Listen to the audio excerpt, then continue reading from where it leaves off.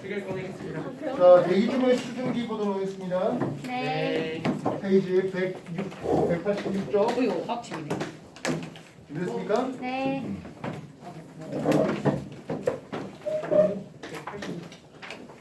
여러분들 중학교 2학년 정도 수준에서 보면 물 100g에 용지를 최대 얼마만큼 녹일 수 있습니까? 하는 용해도 곡선이라는 게 나와요. 꽤 비슷한 그림이 나오는데요. 공기 1세제곱미터 속에 수증기가 얼마나 들어있을 수 있겠습니까? 하는 것을 우리는 포화 수증기량이라는 그래프로 이런 그림이 나오고 있습니다. 기온이 높아질수록 포화 수증기량이 많아지는 그림인데요. 그래서 이 각각 점들에 있는 상태가 되면은 말 그대로 수증기로 꽉 채울 수 있다, 포화되었다라는 것입니다. 그럼 이쪽에 있는 공기는 불포화. 불포화되어 있는 공기입니다. 불포화된 공기를 포화시킬 수 있는 방법은 크게 두 가지가 있는 것 같아요. 어떻게 한번 볼까요? 보아서 전기량을 높이고요. 기온을 낮춰요. 낮추는 방법이 하나 있겠고, 수증기를 모아서 그렇지, 수증기를 더 넣어주는 방법이 있겠습니다. 알겠어요? 그래서 온도를 낮추다 보면 현재 기온에 대해서 온도를 낮추다 보면 포화 수증기량에 딱 맞아떨어지는 요 온도가 있을 겁니다.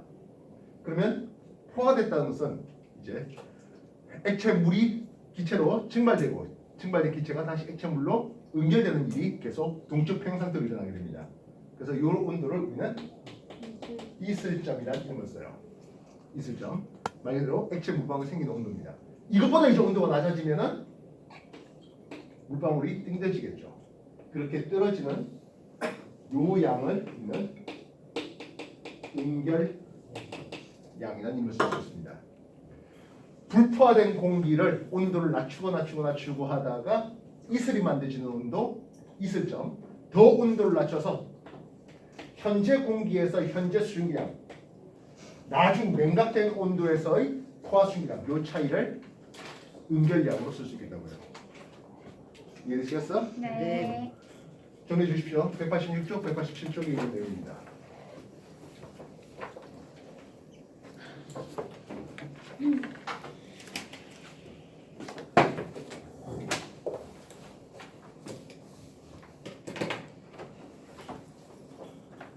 불포화된 공기를 온도를 냉각시키다가 이슬이 만들어진 온도 이후에 더 냉각시켰을 때 현재 수증기량과 그리고 더 냉각된 온도에서의 포화 수증기량의 차이, 그게 응결량으로 나온 거예요.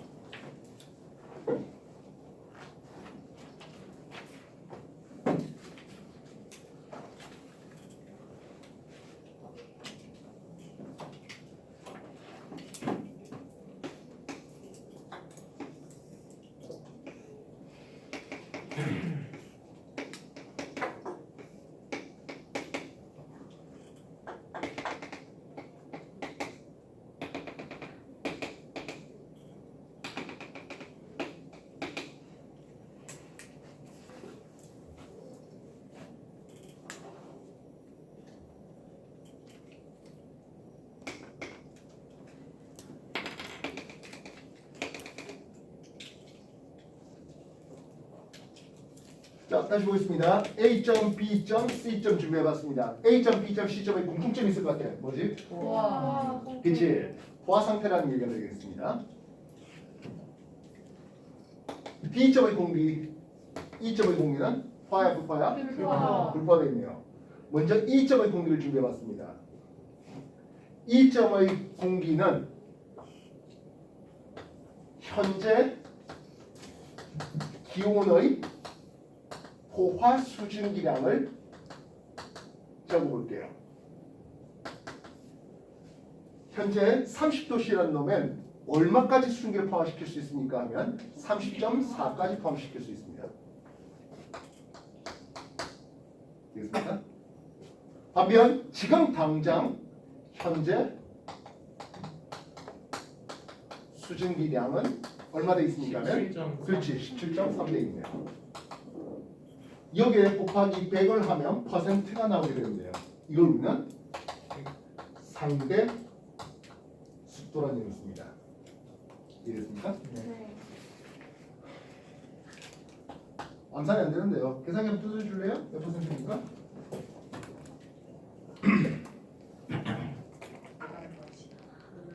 계산기 없어. 맵이 없어. 304분에다 7,300이 그걸 안 사. 암산네. 17,300을 약간 조용히. 56.9% 정도? 예. 소수 천천히 정도까지만 합시다. 이해됐습니까? 네. 계산기 계속 준비하세요. 몇 개 되어 있을 겁니다. 있나요? 네. 그러면 B점의 상대 습도는 어떻게 될까요? 1 아니에요? 예, 이거 100%죠? 네. 100%가 되겠습니다. 20도씨에서 포화 수중량분의 현재 수중량 17.3분의 17.3이니까 그냥 그대로 100%입니다. 이해됐습니까? 네. 그건 A점, B점, C점도 마찬가지겠어요. 네. 즉, 이 포화 수중량 곡선에 있다면 상대 수도가 몇 퍼센트? 다 100%. 100% 되겠다는 뜻입니다. 네. 그러면 이 점의 공기를 그냥 단순하게 가열을 시켰어요. 가열, 온도를 올렸어요. 네. 온도를 올리면 분모에 해당하는 현재 기온에서의 포화 수기량은 늘어나죠. 네. 근데 현재 수용은 늘어나지가 많아요. 않아요. 그냥 단순하게 가열하면 어떻게 되는 어떻게 상대 되고 습도가 낮아져요. 상대 습도가 낮아져요. 그럼 봐도요. 그냥 냉각만 시켰어요. 어떤 일이 벌어질까? 상대 습도가 증가해요. 상대 습도가 증가하다가 이슬점에 도달하면 상대 습도가 100%가 되는 일이 벌어지겠네요. 이해됐습니까? 이 점의 공기에 대해서 다시 물어봤습니다. 이 점의 이슬점은 몇 도씨가 될까요? 20. 예, 온도를 냉각시키다가 보면 20도씨가 될 것 같네요. 이해됐습니까? 이슬점은 20도씨가 되고 있습니다. 그렇다면 이 점의 공기를 10도씨로 냉각시켰습니다. 10도씨까지 냉각시켰습니다. 응결량 얼마 나올까요? 10도씨까지 냉각시키면 7.57. 예, 17.3의 현재 수용량이 있었습니다만은 나중 온도, 즉 10도씨에서는 9.4밖에 못 냉각, 9.4만 가지고 있을 수 있습니다. 이 둘의 차이 7.9. 17.3 빼기 9.4 산소 계산 얼마? 7.9. 7.9g이 응결되겠습니다. 네. 이해됐습니까? 물론 요거는 이 점의 공기 1세제곱미터 당 하는 거예요. 만약 이 점의 공기를 10세제곱미터 당 했으면 곱하기 10배 하면 되는 거예요. 그렇죠? 그래서 항상 우리는 1세제곱미터 당으로 일단 먼저 계산하고 있겠습니다. 이해됐습니까? 네. 다시 보겠습니다. B점의 공기였습니다. D점의 공기입니다. 확인됐습니까? 네. D점은 현재 기온 얼마요? 30. 30도씨예요. 이해됐습니까? 네. 이 D점의 이슬점 10도. 몇 도씨 됩니까? 10도. 예, 이거 역시 쭉 가다 보니까 10도씨에 냉각되는 것을 볼 수 있습니다. 이해됐습니까? 네. F점의 이슬점은 어떻게 될까요? 10도씩. 그러니까 F점도 10도씨입니다. A점은 어떨까요? 10도씩. 이것도 10도씨입니다. 결국엔 현재 수용기가 같다는 뜻은 이슬점이 서로 같다. 같다는 뜻을 얘기합니다. 이슬점 이건 어디에 비례한다? 현재 수증기 양에 비례할 수 있겠습니다. 이해되세요? 현재 수용과 이슬점이 결국에 비례되는 것을 봅니다. 현재 수용이 많다면 당연히 이슬점이 높아지겠죠. 현재 수용이 많다면 이슬점이 높아집니다. 네. 좀 전에 이럴 때 상대 습도라는 이름을 썼잖아요. 상대 습도가 있다는 것은 뭐도 있을까요? 절대 그렇지, 절대 습도도 있어요. 절대 습도는 뭘까요? 그냥 현재 수중량 그 자체를 얘기합니다. 경계 이슬점과 현재 수중량과 절대 습도는 뭐하다? 같아야 되겠다고요. 어떤 공기가 절대 습도가 제일 높겠습니까? 여기에 있는 6개의 공기들 중에서 C. C가 제일 하겠네요. A, B, C는 모두 다 상대 습도는 100%지만 절대 습도는 A보단 B가, B보단 C가 더 크다 하겠다고요. 이랬어요? B와 E는 상대 습도는 차이가 나죠. 당연히 상대 습도는 B가 더 큽니다. E가 상대 습도가 작습니다. 근데 절대 습도는 어떻다? 같아야 되겠다고요. 그래서 요 라인에 있으면 상대 습도가 100%가 되겠고 이 라인에서 벗어날수록 상대 습도는 점점점 낮아지겠죠. D의 상대 습도하면 어떻게 되겠어? 30.4분의 9.4 곱하기 100 이런 식으로 나올 수 있겠죠. 이해됐습니까? 네. 정리해 주십시오.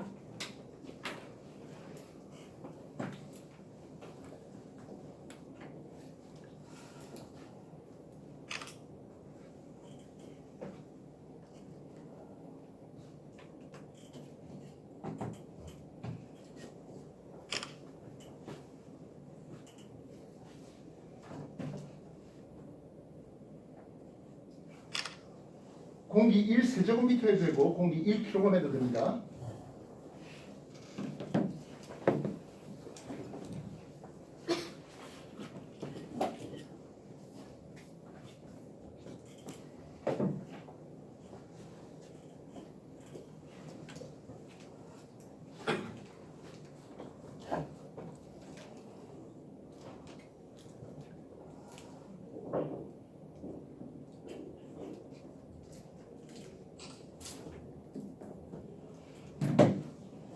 빨래가 잘 마르려면 상대 습도가 높아야 될까요? 낮아야 될까요? 낮아야 돼요. 맞아요.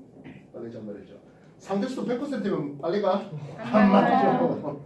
지금 꽉 차 있으니까 증발되면 응결되고 증발되면 응결되고 우와. 떨어지죠. 재밌겠다.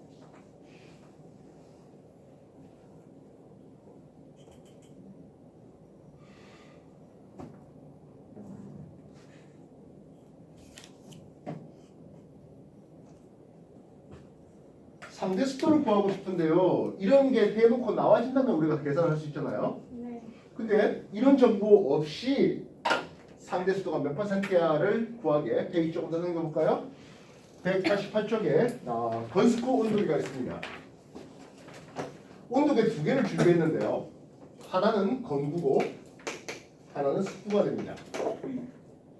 습구는 어떻게 된 겁니까 하면 여기에 물을 담아놓고 천으로 이렇게 해놨어요. 그럼 여기서 물이 증발이 일어나겠죠. 그래서 건구 온도보다 습구 온도가 낮아 있습니다. 물이 증발을 통해서 습구의 온도는 좀 낮아지게 됩니다. 물이 증발하면서 그 증발력을 빼앗기기 때문입니다. 이해됐습니까? 건구 온도는 21도씨로 되어 있고 습구 온도는 19도씨로 되어 있다고 한번 잡아볼게요. 여러분들 페이지 188쪽 보시면 보충자료에 건스코 온도계가 보입니다. 찾습니까? 네. 먼저 맨 왼쪽에 습구 온도 되어 있잖아요. 보이겠습니까? 네. 습구 온도 19도씨를 찾아주십시오. 되겠습니까? 네. 건구 21도와 습구 19도씨가 있습니다. 이 두 개의 차이는 2도 차이 나죠. 네. 오른쪽으로 쭉 가면 2도 차이 나면 몇 퍼센트? 83%라고 되어 있죠. 습도표 찾았습니까? 네. 188쪽 습도표 있어 없어? 있어요. 보충자료에 그래서 습구 온도 19도씨 찾고 건구 온도 21도씨 잡아보시오 하겠다고. 이래서 네. 몇 퍼센트 되어 있다 숫자가? 83. 83% 되어 있습니다. 되겠네요. 확인됐습니까? 네. 자, 이번에는 습구 온도 17도씨와 건구 온도 20도씨를 준비해서 씁니다. 확인됐습니까? 네. 예, 차이는 몇 퍼센트 나옵니까? 74. 74%. 숫자 이해됐어요? 네. 그래서 건습표를 보고 우리는 현재의 상대 습도에 대한 정보를 얻어낼 수 있다는 거죠. 해볼만 하겠습니까? 네. 한 번 더 줄게요. 습구 온도 16도씨고요. 건구 온도 19도씨 해봤습니다. 확인됐다? 74. 숫자 이해되겠어? 네. 잘 수 있겠어요? 네. 건습구 온도 차이가 크다는 뜻은 증발이 매우 잘 된다. 즉 그만큼 빨래가 잘 마르고 건조하다. 이렇게 볼 수 있겠죠. 그럼 건구와 습구 온도 차이가 0 차이 나요. 0이에요. 온도 차이가 없대. 뭔 뜻이야? 상대 습도. 상대 습도가 100%. 지금 물이 증발이 더 이상 일어나지 않는 상태다라고 얘기할 수 있습니다. 이해됐어요? 네. 적어 주십시오. 상대 습도 내는 공식이 이러하겠고 상대수는 공식입니다. 그리고 이 상황에서 건수프 온도계를 통해서 우리는 상대수도를 대략적으로 판단해 볼 수 있습니다.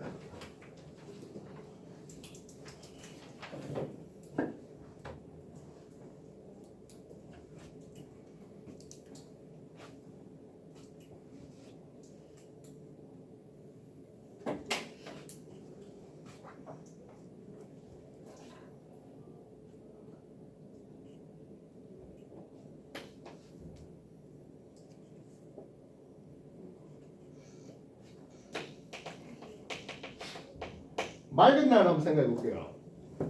맑은 날 낮에 되면 기온이 올라가죠. 네. 근데 갑자기 수증기 공급량이 많아질 일은 극히 없습니다. 그래서 있을 점은 뭐 큰 차이 없이 새벽부터 한낮을 지나서 저녁 때까지 있을 점은 큰 차이가 없습니다. 근데 기온은 어떻게 될까요? 높아져서. 기온은 한낮에 올라갔다가 내려가겠죠. 상대 수도 어떻게 바뀔 것 같습니까? 반대로. 그렇죠. 현재 수증기량 자체가 큰 변화가 없는 상태에서 기온이 올라가면 상대 수도는 떨어지죠. 이해됐어요? 그래서 상대 습도는 이런 그림을 그릴 수 있겠습니다. 되겠나요? 날씨가 흐리다 못해 비가 옵니다. 그럼 상대 습도는 어떻게 될까요? 100% 하면 되겠죠. 있을 정도의 기온이 같아져 있는 상태. 확인되겠습니까? 네. 페이지 188쪽 다시 한번 정리해 주십시오.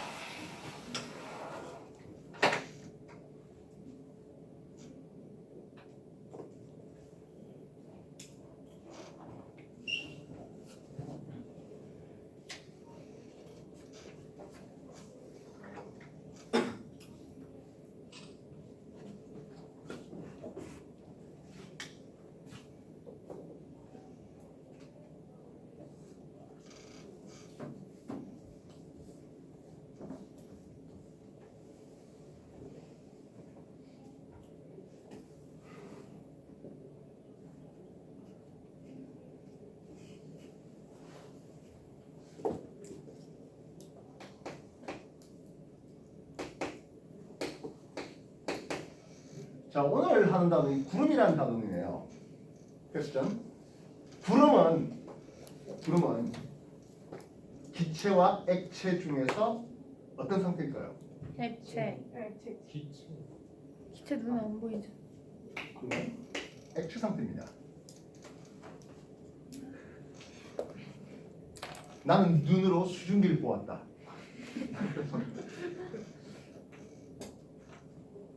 만약 진짜로 수증기가 눈으로 보인다면요, 이 사람 빨리 국가수 가셔야 됩니다. 전자현미경보다 더 좋은 눈입니다. 우와. 기체의 수증기는 볼 수가 없습니다. 잡혀가겠다. 그래서 그 주전자에서 김이라고 하는 것, 물 끓일 때 김이라고 하는 거는요, 액체. 액체 상태예요. 와. 그 김 나오는 거, 주전자 입구하고 김 나오는 사이에 그 부분이 이제 기체 수증기가 있는 상태입니다. 구름이 액체인데요. 저 물방울들이 액체 물방울들 어떻게 저렇게 떠 있습니까 하는 부분이죠. 일단 공기가 상승해야 됩니다. 구름을 만들려고 하는데요. 어떤 과정이 있습니까 하면 공기가 상승합니다. 위로 올라가면 분명히 기압이 맞아요. 낮아지죠. 그래서 이 공기가 상승하면서 공기가 외부로 부피가 늘어나는 단열 팽창이라고 하는데요. 이 단열이라는 과정이 아직 여러분한테 좀 많이 어려울 겁니다. 물리 2원 정도 수준에서 공부하는데요. 열축이 차단된 상태에서 기체가 외부로 일을 하게 됩니다. 팽창하면서 일을 하게 되면 온도가 내려갑니다. 이게 내부 에너지가 내려간다는 뜻으로 하면서 그래서 기온이 하강하게 됩니다. 기온이 하강하다가 어떤 일이 벌어집니까 하면 있을 점과 기온이 같아지는 일이 벌어집니다. 있을 점 도달하죠. 있을 점이 도달한다는 뜻은 이제 수증기가 응결되어서 액체 물방울이 만들어집니다. 물방울 생성이 되겠죠. 그것들이 하늘에 떠 있는 걸 우리는 뭐라고 부른다? 구름이라고 부릅니다. 그래서 공기가 상승해야 되는데요. 어떻게 해야 상승할 수 있습니까? 하네요. 뒷페이지 넘겨보실까요? 페이지 190페이지입니다. 공기가 상승할 수 있는 방법 또는 구름이 만들어질 수 있는 방법이 크게 5가지가 소개될 수가 있는데요. 국지적인 가열이 있겠습니다. 국지적인 가열. 즉 전체적으로 다 균등하게 가열된 게 아니라 특정 지역만 햇빛이 너무 많이 내린다든지 그랬을 때입니다. 국지적인 가열이 있겠고요. 저기압, 이게 온대 저기압이든 열대 저기압이든 저기압 중심에서 공기가 상승합니다. 저기압은 상승기를 가지고 있습니다. 고기압은 바람이 불어나가는 하강 기류를 가지고 있고요. 반면 저기압은 위로 상승 기류를 가지게 되는데요. 바람이 불어 들어오는 과정을 보게 됩니다. 그래서 저기압 중심에서 상승 기류가 있겠습니다. 공기가 이렇게 쭉 수평방을 가지고 왔는데 산이 있네요. 산을 타고 오르는 경우가 있겠습니다. 그렇게 산을 타고 오르는 과정에서 수증기가 응결되어서 액체 물방울이 되면 굉장히 황홀한 광경이 펼쳐지죠. 구름이 쫙 산탄에서 넘나드는 그런 장면을 보게 됩니다.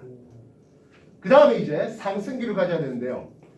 아직은 어렵겠지만 온난전선은 찬 공기 위로 따뜻한 공기가 완만하게 상승할 때 그래서 옆으로 퍼져 있는 식물구름을 만들고요. 한랭전선 쪽은 찬 공기와 따뜻한 공기를 급하게 밀어 올립니다. 그래서 상대적으로 상승기가 강한 저온형 구름이 만들어집니다. 5가지 방법 알겠습니까? 한랭전선 뒤쪽에서 온난전선 앞쪽에서 저기압 중심에서 산을 타고 오르는 과정에서 그리고 국지적인 가열을 통해서 페이지 190페이지 정리해 주십시오.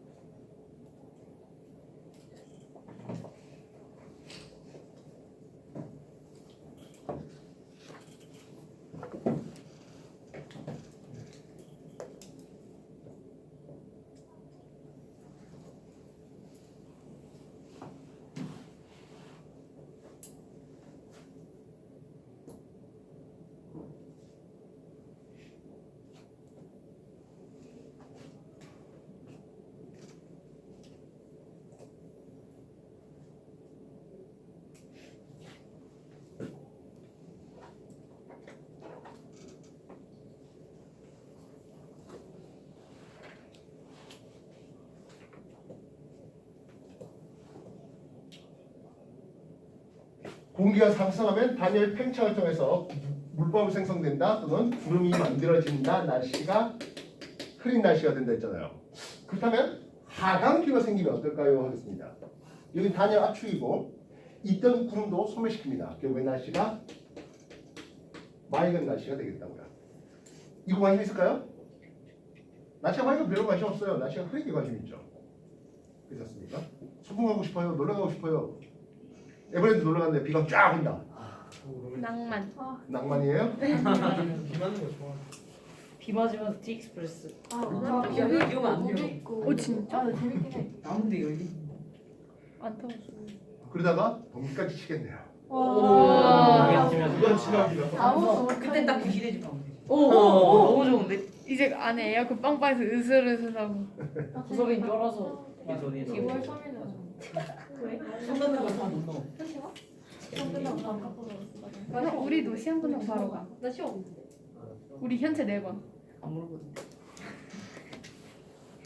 수학이랑 맞아. 그거 맞아. 우리 수학여행 가네. 다 수학이. 정리됐습니까? 네. 현지 안 보고. 자, 페이지 190페이지 다시 한번 봐주십시오. 네. 구름이 생성되는 방법입니다. 이거 5가지를 서술하라 하는 것도 나올 수 있어요.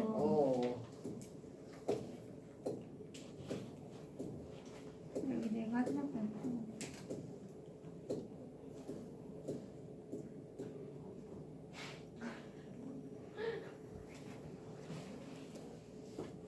구름의 종류가 있겠는데요. 아까 온난전선 쪽은 공기의 상승 기관이 좀 약해요. 그래서 옆으로 많이 퍼진 타입인데 승운형 구름이라는 이름을 쓰고요. 반면 상승 기관 강할 때는 수직으로 높게 솟구신 구름들이 만들어집니다. 그런 것들을 적운형 구름이라고 합니다. 적은 쌓을 적자가 됩니다. 적분한다 할 때 그 적자입니다. 이해됐어요? 뭐 높이에 따라서 뭐 하층 운동과 상층 운도 있고 한데요. 뭐 크게 중요한 건 아닐 것 같습니다. 구름의 종류 정리해 보십시오.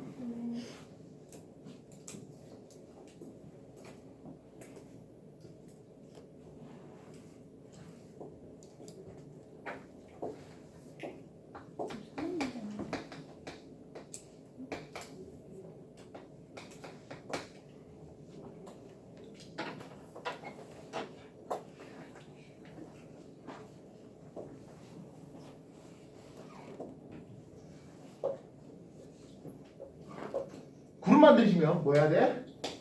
비 뿌려야 되겠죠. 구름 만들어서 비를 뿌리는데 이 비의 방법이 크게 두 가지가 나오고 있습니다. 빙정설과 병합설이라는 이름으로 소개됩니다. 먼저 간단하게 병합설부터 먼저 할게요. 구름 속에는 물방울 크기가 굉장히 다양한 것들이 여러 개 있는데요. 여기 우리가 뭐 물에서 공기의 저항이 없다면 당연히 장력함, 그래서 질량과 상관없이 같은 속도로 내려오는 것을 생각해 볼 수 있습니다. 근데 공기 저항이 없을까요? 엄청 있죠. 그러다 보니까 질량이 작은, 크기가 작은 물방울은 꽤 느리게 떨어지고요. 질량이 큰 물방울은 또 빨리 떨어져요. 질량이 큰 물방울 떨어지다가 작은 물방울과 서로 붙이면 어떤 일이 벌어질까요? 네, 더 커지겠죠. 더 빨리 떨어집니다. 그래서 옆에 있는 작은 물방울하고 자꾸 합치는 게 병합설됩니다. 열대지방에 내리는 비가 그렇게 병합설로 내리는 비로 설명될 수 있습니다. 이거 시험 잘 안 나와요. 그럼 뭐가 시험 잘 나올까? 빙정설이 시험에 잘 나와요.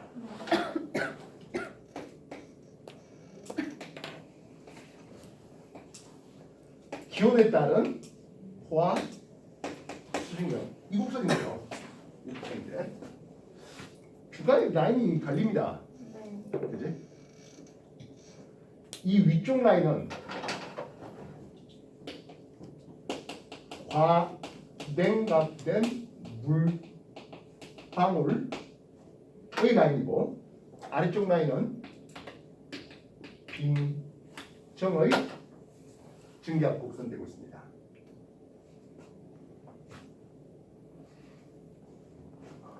포화 스윙이라는 곡선 아래쪽에 있는 놈은 포화야 불포화야? 불포화 되어 있어요. 이 위쪽에 있는 걸 그럼 뭐라 부를까요? 그렇지, 과포화라는 이름을 써요. 구름에 대해서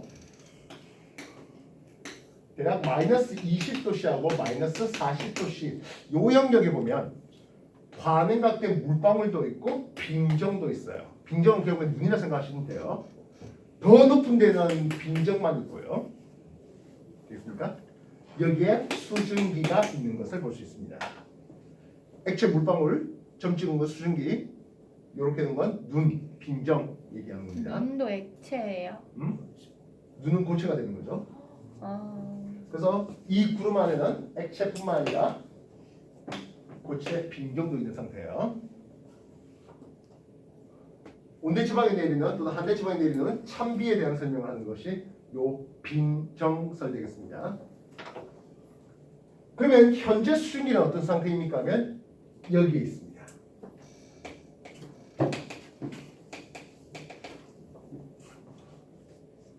관행과 물방울 생각해 봤습니다. 관행과 물방울 시에서는 현재 수증기량은 포화 상태다, 불포화 상태다? 불포화 상태죠. 요 라인 아래쪽에 있는 건 포화되지 못하고 불포화 상태예요. 불포화되어 있어요.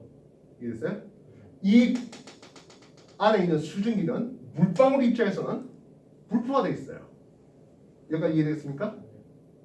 물방울 입장에서는 불포화되어 있습니다. 현재 수증기량을 볼 때. 그러니까 물방울 입장에서는 액체의 물방울은 증발이 날까 아니면 응결이 날까? 불포화 상태예요. 빨래가 마르잖아. 불포화 상태예요. 빨래가 말라요. 액체 물방울이 기체로 날아가 버려요. 이해됐어? 네. 액체 물방울 입장에서는 관행과 물방울 영하 20도가 돼도 아직 이 액체는 얼지 못한 상태가 되는데요. 응결핵이 뭐 없다든지 뭐 그래서 관행과 물방울 입장에서는 불포화 상태입니다. 불포화 상태라는 뜻은 증발이 일어나게 됩니다. 이해됐어요? 증발이 일어나고 물방울 크기는 작아집니다. 되겠나요? 그렇다면 빙정 입장에서 어떨까요? 합니다. 빙정, 얼음 입장에서는 했습니다. 얼음 입장에서는 이 수증기 얼음의 증기압 라인보다 더 위쪽에 있습니다. 화포합니다. 이래서 그러면 이 수증기는 얼음 쪽으로 와서 빙정의 크기를 키웁니다.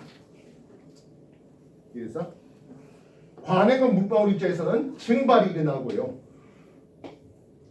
빙정 입장에서는 기체가 고체로 승화가 일어납니다.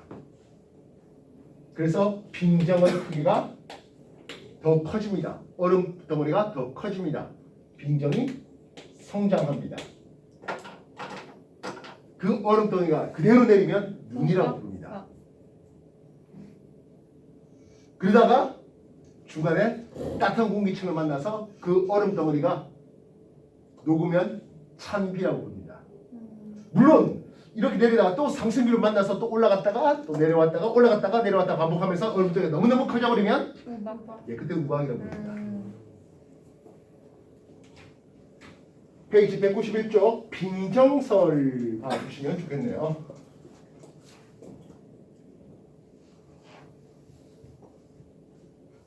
빙정설을 이해하는 게 그렇게 넉넉한 과정은 아니고요. 증기압 곡선을 또는 포화수증기압 곡선을 이해하는 것도 그렇게 넉넉한 과정은 아닙니다만은 그래서 결론만 내린다면 관행과 물방울 입장에서는 불포화되어 있는 공기 그래서 증발이라고 빙정 입장에서는 과포화된 수증기예요. 수증기가 너무 많이 있는 상태예요. 과포화된 수증기예요. 수증기가 많아요. 원래 자기 것보다 많아요. 그래서 기체 수증기가 얼음으로 승화가 일어나게 됩니다. 빙정이 성장하고 그게 그대로 내리면 눈이라고 부릅니다. 정리해 주십시오.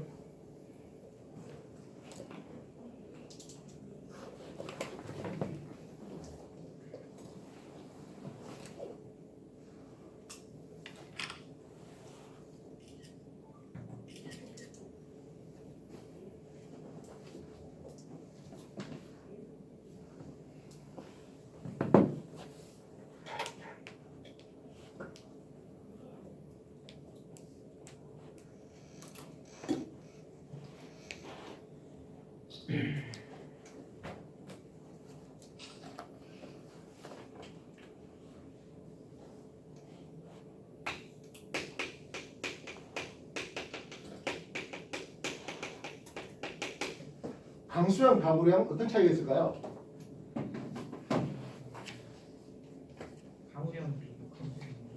강수량은 눈비 다 합친 거고 강우량은 비 합친 예, 우자가 비우자죠.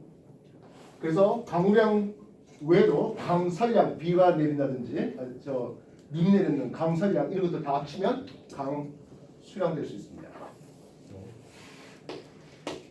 구분할 수 있겠죠? 네.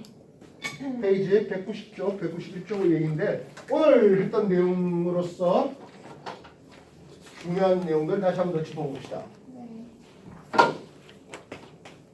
기온에 따른 포화, 수증기라는 곡선이 있겠습니다. 이쪽 라인에 있으면 뭐가 된다? 포화, 포화라고. 여기 있으면 불포화. 불포화라고. 물론 쪽에 과포화도 있죠.